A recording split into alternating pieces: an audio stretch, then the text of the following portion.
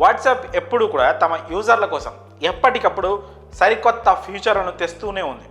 వాట్సాప్లో చాలా సెక్యూరిటీ ఫీచర్లు ఉన్నాయి.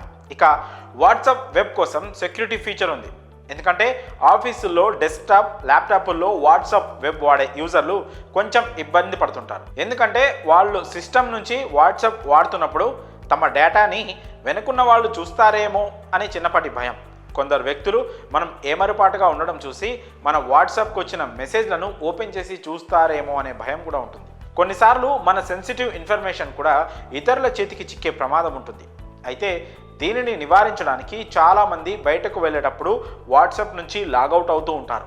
తిరిగి వచ్చి కుర్చీలో కూర్చున్నాక మళ్ళీ లాగిన్ అవుతూ ఉంటారు. అయితే ఇలా మాటిమాటికి క్యూఆర్ కోడ్ను స్కాన్ చేసి లాగిన్ అవ్వడం అనేది విసుగు తెప్పించే అంశం. పైగా తరచూ లాగౌట్ లాగిన్ అవుతూ ఉంటే గత మెసేజ్లు ఒక్కోసారి వెంటనే కనిపించకపోవచ్చు కూడా. అందుకే ఇలాంటి సమస్యలకు చెక్ పెడుతూ వాట్సాప్ స్క్రీన్ లాక్ ఫీచర్ను తీసుకొచ్చింది.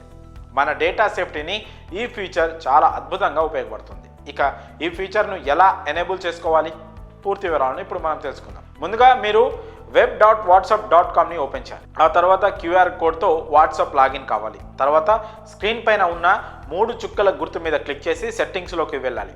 ప్రైవసీ సెట్టింగ్స్లోకి వెళ్ళి కిందికి స్క్రోల్ చేస్తూ ఉంటే అక్కడ స్క్రీన్ లాక్ ఆప్షన్ కనిపిస్తుంది.